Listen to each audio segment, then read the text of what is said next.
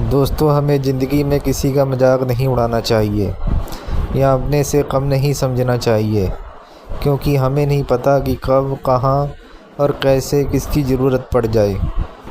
एक बार एक बहुत बड़ा बिजनेसमैन एक छोटे से गांव में जाता है। उसका मकसद होता है कि उस गांव में एक बड़ी सी फैक्ट्री लगानी है।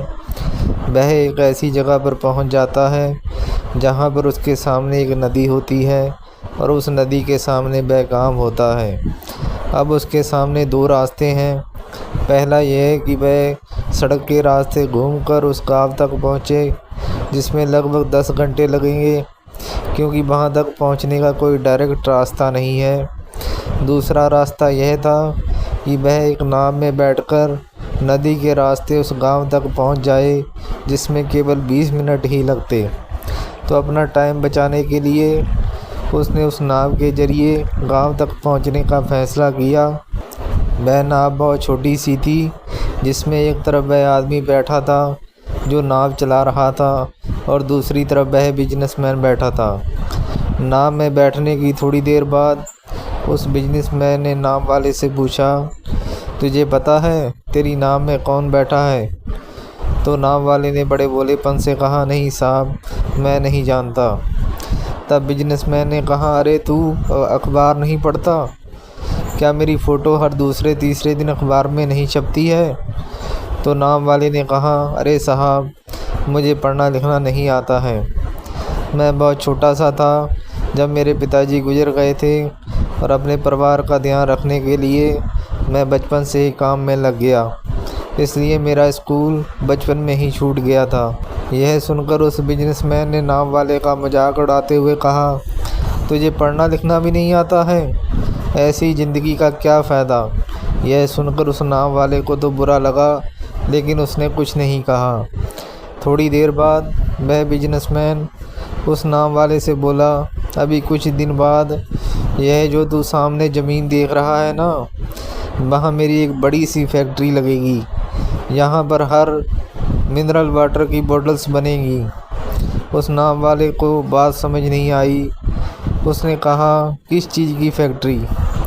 तो बिजनेसमैन ने बड़े इरिटेट होकर उससे कहा कि वहाँ पानी की बोतलें बनेंगी, जो तेरे गांव में नहीं बिकती लेकिन शहरों में बहुत बिकती हैं। तब नाव वाले ने कहा, अरे साहब, मुझे कहाँ पता होगा, मैंने तो कभी इस गांव से बाहर निकला ही नहीं। फिर बिजनेसमैन ने उसके ऊपर हंसते हुए बोला, तू कभी इस गांव से बाहर तक नहीं गया? तुझे पता नहीं कि शहर क्या होता है? ऐसी ज़िंदगी का क्या फ़ायदा? उसकी बात सुनकर नाव वाले को सच में यह लगने लगा कि उसकी ज़िंदगी किसी काम की नहीं है। यह सोचते हुए उसकी नाव पर से ध्यान हटी और नाव एक बड़े से पत्थर से टकरा गई, जिसकी वजह से नाव में पानी भरने लगा और नाव डूबने लगी। उस जगह पर पानी बहुत ही गहरा था और किनारा बहुत दूर था। नाव वाले को समझ आ गया कि अब इस नाव को बचाने का कोई तरीका नहीं है। फिर वह अपनी जान बचाने के लिए नदी में छलांग लगाने ही अब वाला था। तभी उसने बिजनेसमैन से पूछा, आपको तैरना तो आता है ना? तो बिजनेसमैन ने घबराकर पूछा, ऐसा क्यों पूछ रहे हो? मुझे तैरना नहीं आता। उसकी यह बात सुनकर नाव वाले को हंसी आ गई और बोले, साहब, आपको तैरना तक नहीं आता? ऐसी ज़िंदगी का क्या फ़ायदा? यह सुनकर उस बिजनेसमैन को अपनी गलती का एहसास हुआ और हाथ जोड़कर उसने नाव वाले से कहा, तुम जो मांगोगे मैं तुम्हें वह दूंगा, बस मेरी जान बचा लो।